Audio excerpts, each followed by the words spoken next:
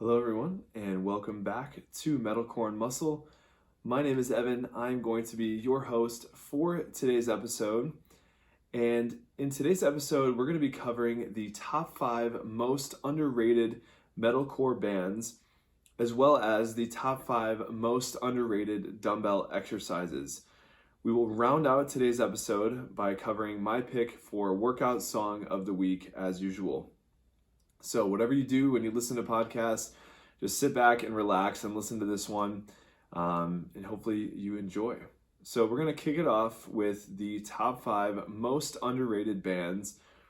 And these are in by no means a ranked order. We're just picking 5 bands that I believe not that many people know about, that are completely underrated, and you should go listen to after giving this podcast a listen. So the first band is a band that I couldn't find that much information about, but I do know that they're a great band to listen to when you work out. So this band is called Tethra, and they've released a few singles recently, but they do have a full-length album. They have one full-length album, and it is self-titled as well.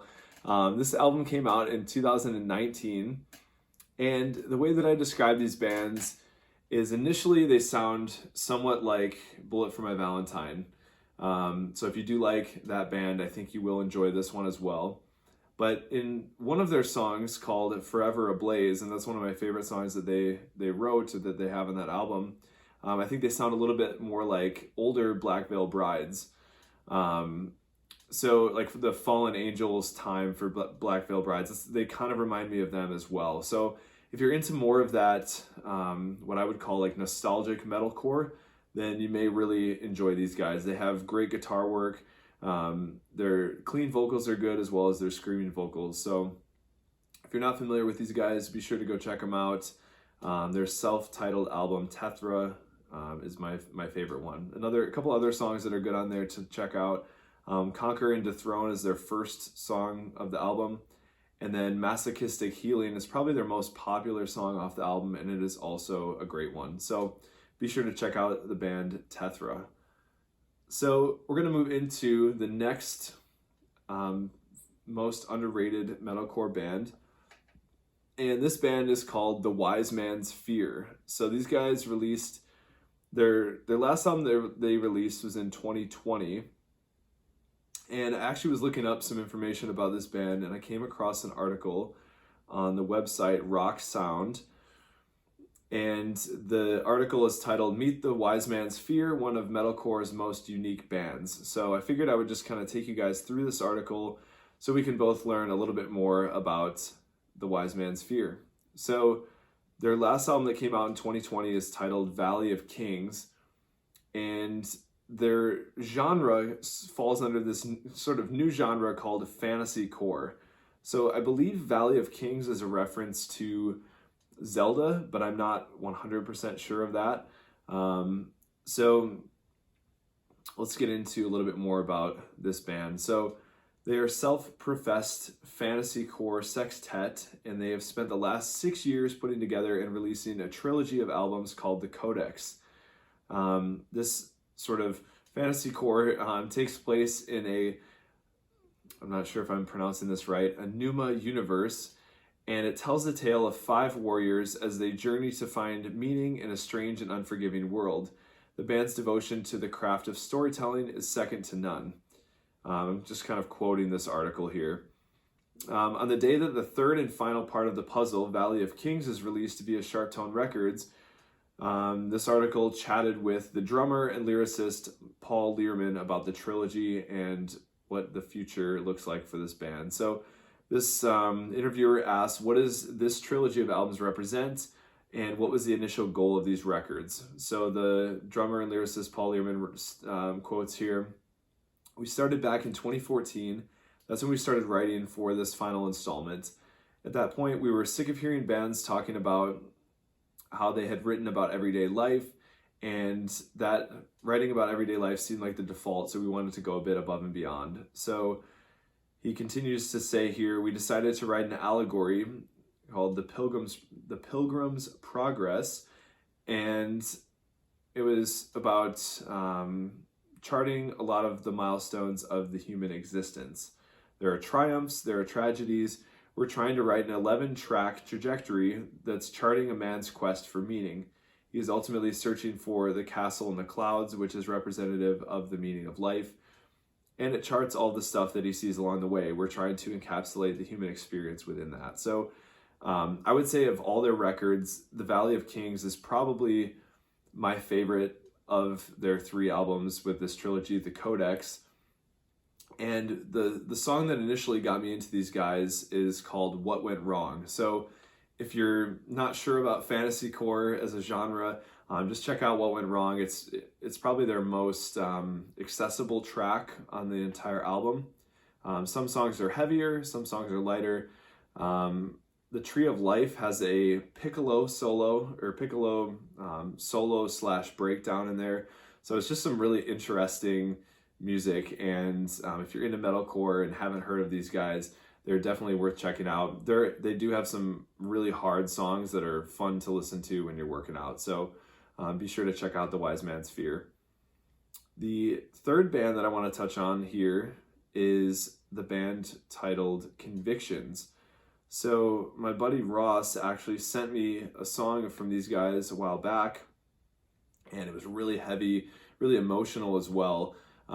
So heavy and emotional go great for weightlifting, so you can best bet that I added that song right to my ultimate workout playlist on Spotify, and we were off to the races for a great workout with that. So I'm on Convictions website here, and it says that they hail from Fremont, Ohio, and they're a 4-piece Christian metalcore act hoping to make an impact on the world. They dub themselves Aggressive Worship, and they state that the band is not your everyday Christian band. So they set out to write lyrical content based on their own convictions. The band covers topics that push the boundaries. So we feel that, they quoted here from the band, we feel that just because you're a Christian doesn't mean you're exempt from the struggles of this world.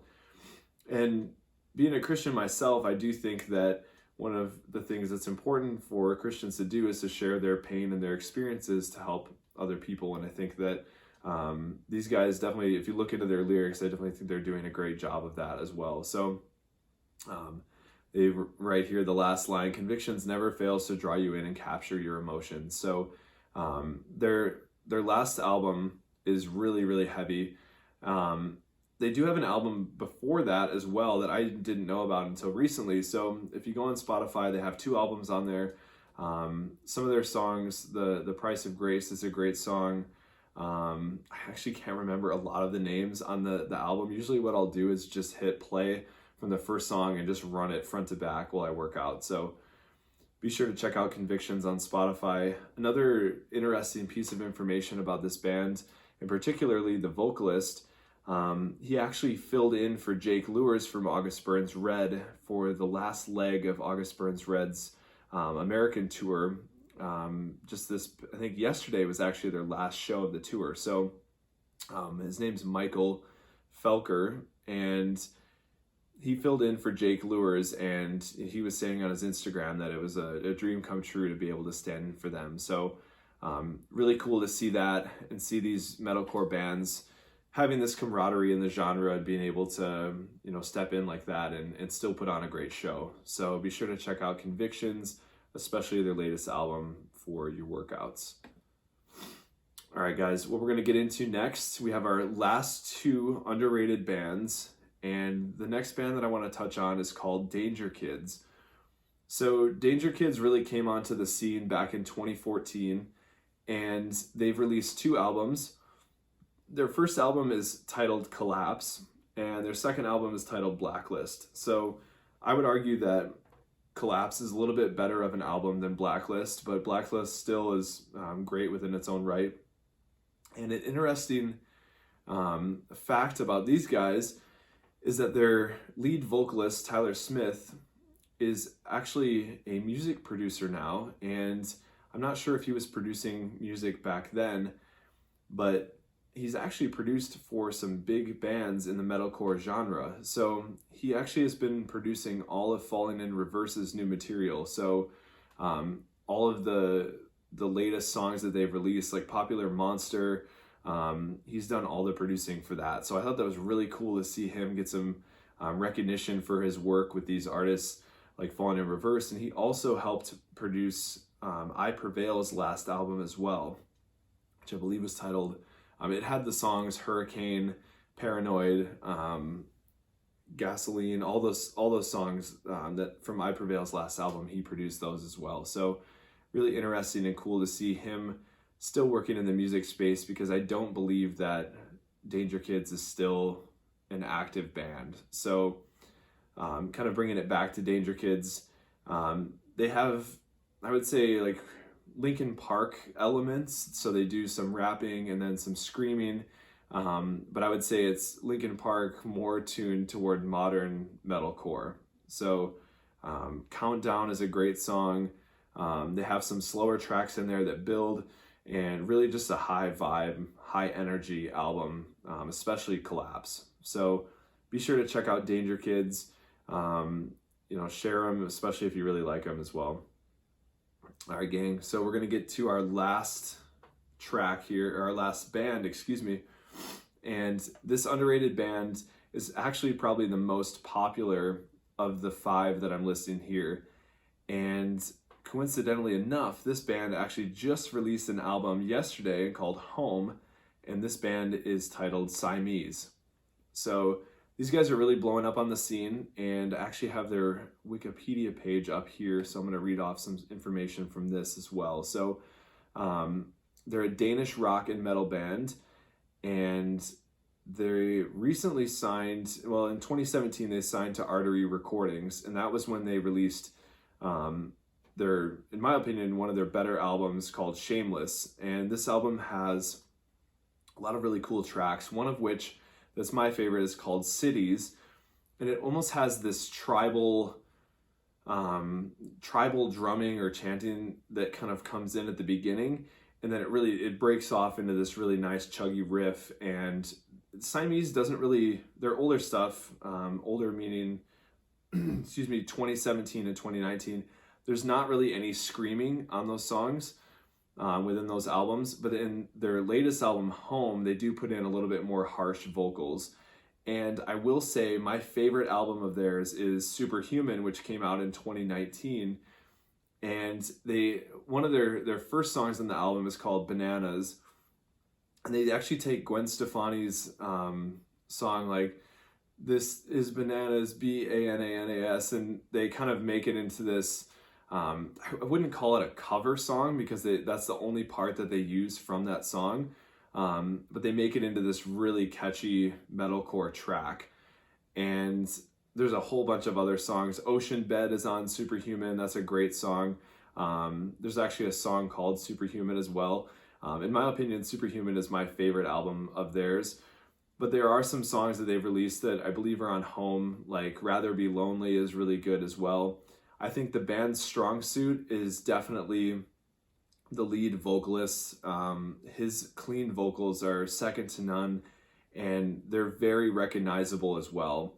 And this band, similar to the band Imminence, uses violin in some of their tracks as well. So a very unique band, and I believe they're really going to blow up, especially with this new album that came out. Now, I haven't had a chance to really listen to this new album, Home, but I do know a lot of the songs on there, and I think these guys are definitely worth checking out.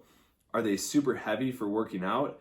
Maybe not so much, but if you're going to do cardio or you just want to listen to some good music, be sure to check these guys out. I would recommend starting with Shameless and then going to the album Superhuman and then listening to their latest album. I think that Superhuman, in my opinion, is their best album to date. So be sure to check these guys out.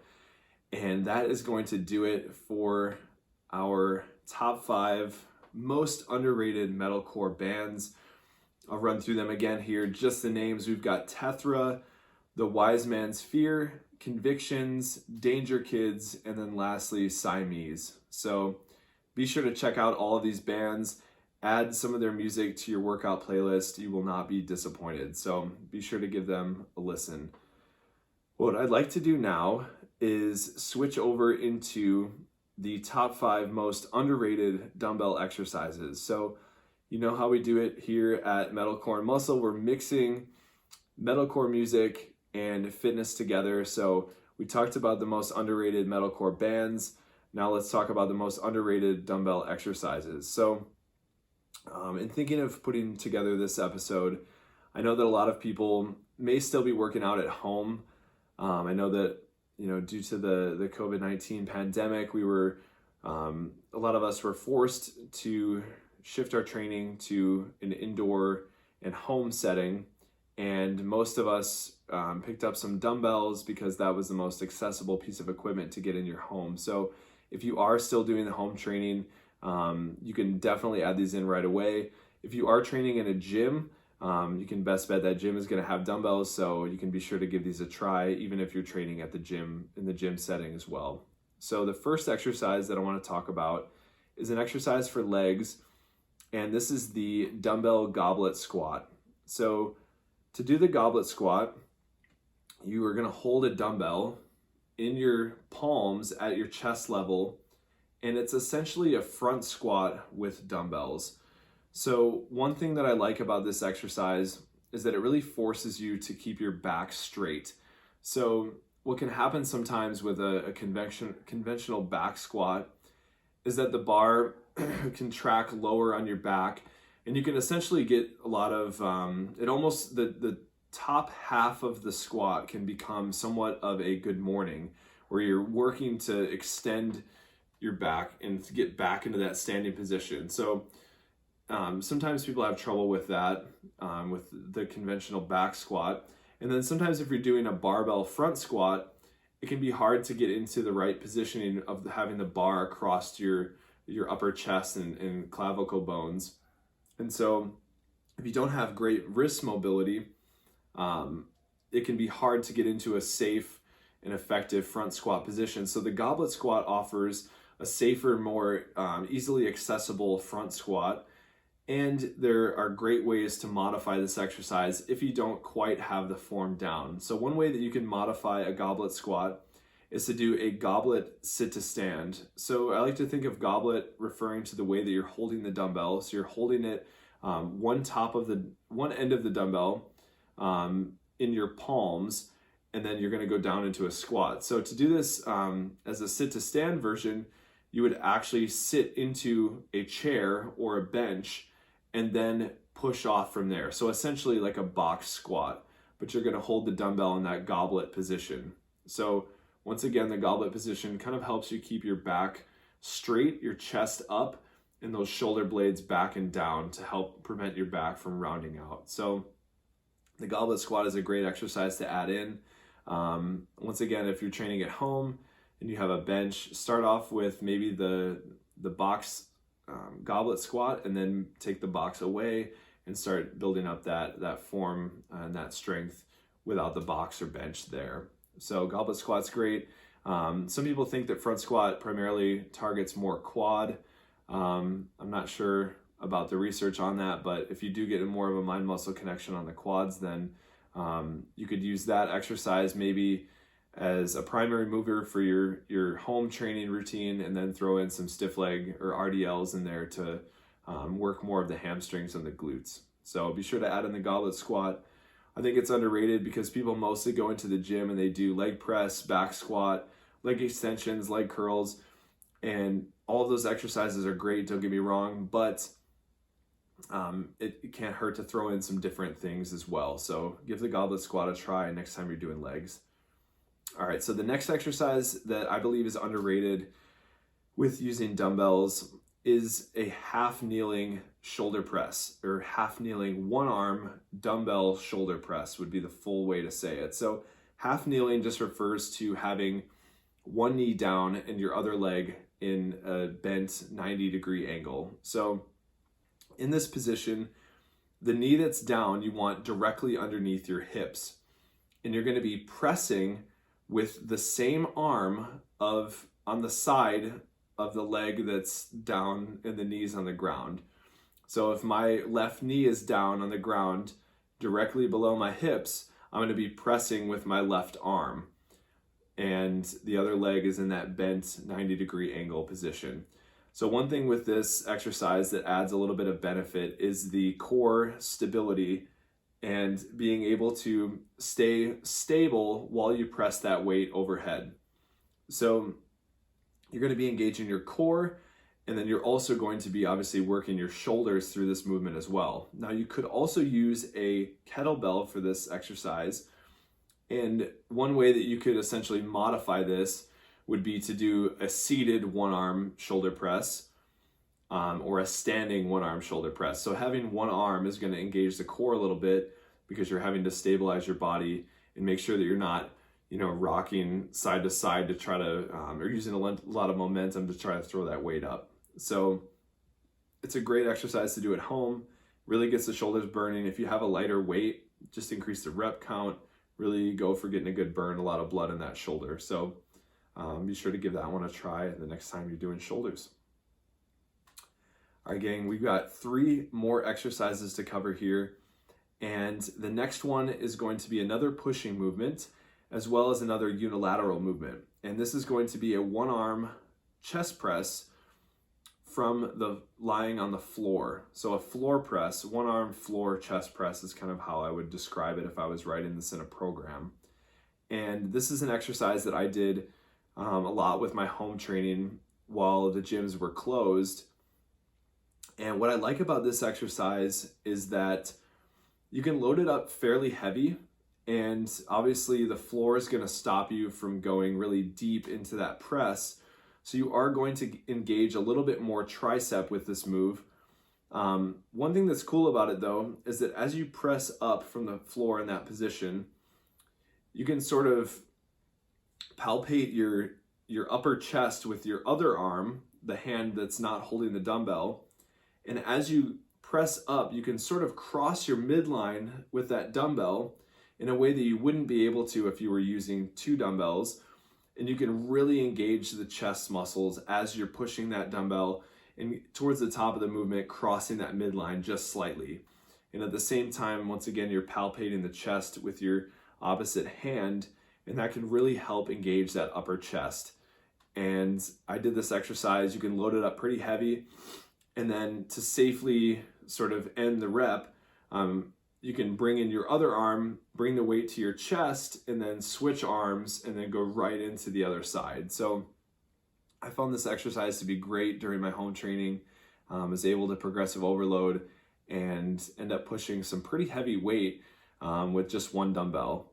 Now, I have not personally tried these on a bench, but I would assume that the bench would offer a similar benefit to the chest, and you would be able to get a little bit deeper range of motion on the bench. So I encourage you to give the one-arm chest press a try. If you're training from home and don't have a bench, you can certainly do it on the floor. If you're at a gym, maybe try it on the bench and see how it feels. So, and the core will also be engaged a little bit more here as well, just trying to stabilize your body as you're using only one side for that movement. All right, so let's move into our last 2 exercises. We're gonna do a bicep exercise next, and this is going to be a dumbbell spider curl. So the spider curl is referring to doing a bicep curl on an incline bench. So there are incline bench dumbbell curls where you have your back into the bench. This one is going to be the other way around. So you're actually going to lay into the bench with your chest touching the bench, and you want to sit up high enough so that the top of the bench is right at your chest level. So you're almost over the top of the bench and your arms hang down. And so what I really like about this exercise is that with your arms hanging down, you're as you do the curl, you can pump a lot of blood into those arms in that hanging position. So this one will be sure to really get a nice pump for you. And as you curl the weight up, you want to remember to bring that pinky towards your shoulder and really squeeze the bicep as you get to that peak contraction. So this one, you're going to start with your hand in a neutral position hanging, and then as you curl up to your shoulder, you're going to twist around, bringing that pinky to the shoulder. Now, what I like to do on these is alternate arms until I'm hitting fatigue with each arm individually. and then I'll switch in and just try to get a couple more reps with both arms at the same time. And you can also use a barbell for this exercise, but I do prefer the dumbbell spider curl on this one. And it just makes for a great pump. You may even feel it in your forearms a little bit as well. I maybe wouldn't prioritize this exercise, but you can certainly tack it into the end of, if you're doing back and buys, or also if you're just doing a straight up arm workout. So be sure to include this one in and give it a try on your next bicep day or whenever you train biceps next. All right, gang, so we're gonna move into our last exercise here, the most underrated dumbbell exercises. And the last one that I'm gonna touch on today is a lying dumbbell leg curl. So one thing with this exercise that makes it a little bit tricky is getting your feet set around that dumbbell. So if you do train with a partner, you can actually have them pick the weight up and place it sort of between your feet. So the way that I do it is try to get the middle of the dumbbell to rest right in the middle of my feet, and then you can sort of cross your feet over like the balls of your feet and your toes over at the end, and that will kind of secure the dumbbell in. And then as you curl, you're just going to curl the weight up toward your glutes just like you would with a prone leg curl machine. Now, one way that you can make this exercise a little bit more comfortable and feel a little bit more natural is to use a decline bench. So if you are training at a gym or you have a decline bench at home, actually setting that decline and then you lay on it the opposite way. So your feet are towards the headrest and then you lay into it. And you can actually grab, if it's like an ab decline bench, you can actually interlock your hands around where your feet would lock in, and then it's just a really nice secure position. Now, if you're training at home and you don't have a bench, you can just do it on the floor. It's just a little bit harder to get set up. So if you train legs with some really chunky shoes, it may be harder to get into that position. So if you do have the luxury of, taking off your shoes and just having I wouldn't say bare feet, but just with socks on, you can get a better grip on that dumbbell with your feet. Now, if you are training at a gym, I would recommend just using the actual prone leg curl, the leg curl machine. But if you are training at home, this can be a great way to really isolate the hamstrings without having the machine at home. So what I did during the home training when the gyms were closed is I would anchor a band around the dumbbell and then do a lying floor prone leg curl against the resistance of the band. So as you pull the dumbbell closer to your glutes, you're really contracting the hamstrings, but you get the added resistance of the band as well. As you're pulling the weight toward you, the band is getting tighter and tighter. And then you can really fight that resistance as you do the eccentric portion of the contraction as well. So I recommend adding in the prone dumbbell lying leg curl, especially if you are training at home and you don't have a leg curl machine. So hopefully you guys maybe learned a little bit something new about those exercises, and maybe you have some new exercises to try the next time you're working out. Especially if you are doing home workouts still, be sure to give those a try. So that is going to do it for the main portion of today's episode. I do want to make sure I round out today's episode with my pick for song of the week. And my pick for song of the week is from another Christian metalcore band, and this band is called For All Eternity. And they've released 3 albums, and the song that I'm picking today is what I believe is one of their heaviest songs yet. And this song is called Nightmare. And this is from their latest album, The Will to Rebuild, which came out in 2017. So I hope these guys are still making music. I know it's been going on 5 years probably since their last album. So I'm not sure if they're still a band, but I do hope they're still making music because these guys are awesome. So if you're using this song for a workout, the entire track is really heavy and has almost a dark tone to it. I believe their screaming really peaked during this album. The screaming vocals are really heavy and raw. That's how I would describe it. And the best part of this song, there's a just filthy breakdown And that breakdown comes in at 1 minute and 13 seconds. That's when you want to be, if you're doing a big PR, that's when you want to be like getting ready to throw the weight around, right? And the line of the breakdown says, "Am I a man or a monster?" And then it goes into this, really like a brown kind of bassy, like, pulling on the strings. And then he says the line again, and it just keeps getting heavy. So I would really recommend checking out Nightmare by For All Eternity, and be sure to check out the rest of their material as well. I don't know if you guys remember the band For Today, but their old vocalist, who was also in it, For Today was a Christian metalcore band as well. He's featured on a couple tracks from their previous album before The Will to Rebuild. So they're definitely an all-around great band to be checking out. And I encourage you guys to check them out, as well as the most underrated metalcore bands that I had listed earlier. So hopefully you guys enjoyed this episode. That is going to do it for the episode number 7 of MetalCore and Muscle.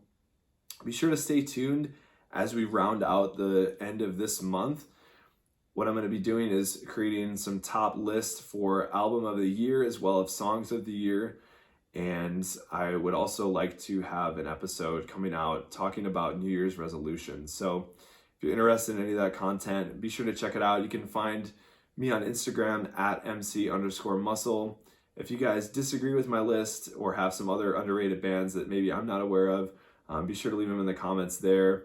And the same goes for underrated dumbbell exercises as well. So thank you guys so much for listening. I will catch you in the next one.